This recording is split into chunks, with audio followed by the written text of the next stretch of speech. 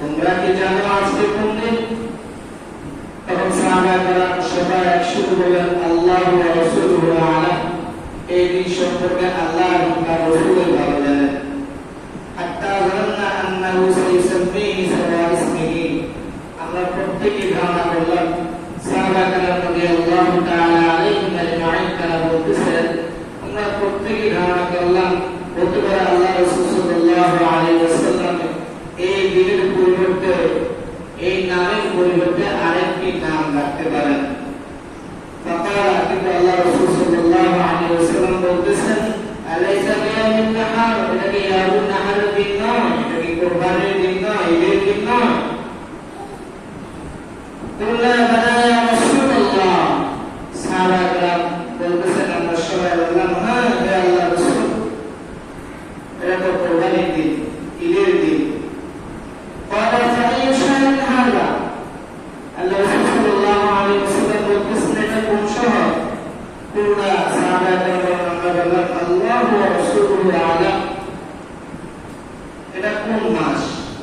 তখন আমরা বললাম আল্লাহ এবং তার রাসূল ভালো জানেন এটা কোন মাস। قال أليس ذو-الحجة, এটা কি জিলহজ মাস নয়? কুল্লা বালা, সাহাবা কেরাম রাদিয়াল্লাহু তাআলা আলাইহিম শাহরুন হ্যাঁ ইয়া রাসূলুল্লাহ, এটা তো জিলহজ মাস।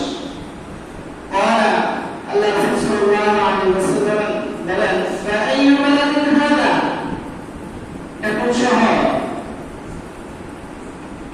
কুল্লা আল্লাহু ওয়া রাসূলুহু আ'লাম, সাহাবা কেরাম বলতেছেন আল্লাহ এবং তার রাসূল ভালো জানেন এটা কোন শহর। قال حتى ظننا أنه سيسميه سواه, সাহাবা কেরাম বলতেছেন আমরা ধারণা করলাম মনে হয় এই শহরের নাম, এই নামের পরিবর্তে আল্লাহ রাসূল আরেকটা নামও রাখতে পারেন। কিন্তু قال আল্লাহ রাসূল সাল্লাল্লাহু আলাইহি ওয়াসাল্লাম বলেন, আলাইসা বিল-বালদা, এটা কি মক্কা শহর না? কুল্লা বালা ইয়া রাসূলুল্লাহ, তখন সাহাবা কেরাম বললেন হ্যাঁ আল্লাহর রাসূল, না এটা তো মক্কা শহর।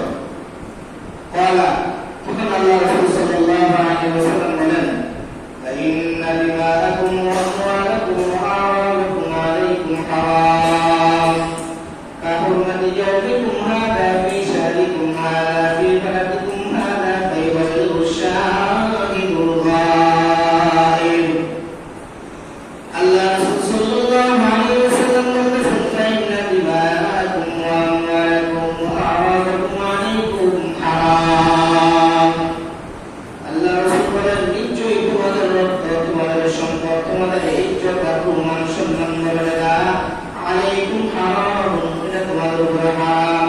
কাহুরমাতি ইয়াউমিকুম হাযা ফী শাহরিকুম হাযা ফী বালাদিকুম হাযা, যেমন ভাবে এই মাসে তোমাদের জন্য, এই দিনে, এই মাসে, এই শহরে, এই দিনে তোমাদের জন্য যেমন ভাবে অপবিত্র কাজ করা হারাম, অন্যায় কাজ করা হারাম, হত্যা করা হারাম, বিভিন্ন ধরনের কাজ করা হারাম, তেমনি ভাবে মুসলমানের ইজ্জত, সম্মান, আত্মীয় হেফাজত করা এটা তোমাদের জন্য হারাম, এটা তোমাদের দায়িত্ব।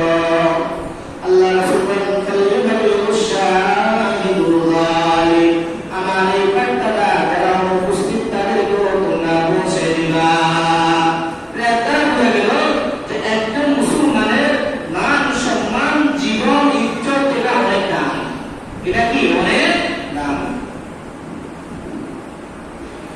একজন মুমিনের সম্মান কাবা শরীফের সম্মানের চাইতে কম নয়।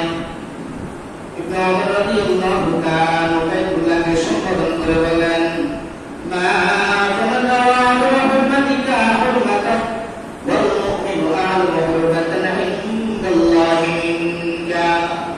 ইবনে ওমর রাদিয়াল্লাহু তাআলা বলেন, মক্কা শরীফকে সম্বোধন করে বলতেছেন, তুমি কতই না মর্যাদাবান, ওয়াল হুরমাতিকা, তোমার সম্মান কতই না উঁচু দামি, তুমি কতই না লাভবান, কিন্তু তার চাইতো আল্লাহর কাছে, তোমার চাইতো আল্লাহর কাছে একজন মুমিনের সম্মান আরো বেশি।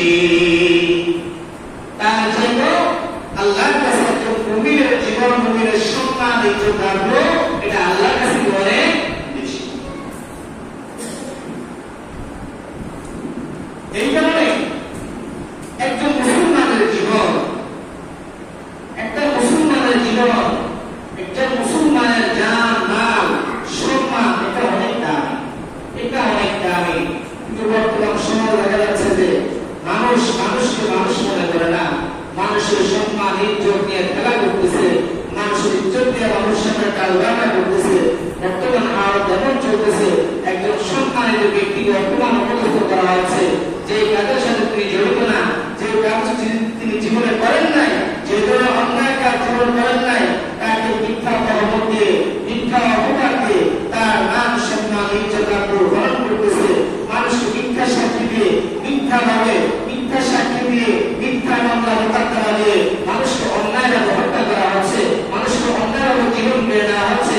হাজার হাজার মানুষকে, নিরপরাধ মানুষকে অন্যায়ভাবে বিভিন্নভাবে শারীরিক মানসিক নির্যাতন করে তারা জান মাল ইত্যাদি সব লুণ্ঠন করতেছে, ক্ষমতা অপব্যবহার করে তার সম্পদ সব ছিনিয়ে নিয়ে যাচ্ছে, ক্ষমতা অপব্যবহার করে তার মিথ্যা মামলা দিচ্ছে, ক্ষমতা অপব্যবহার করে তাকে বিভিন্নভাবে বিভিন্ন কলা কৌশল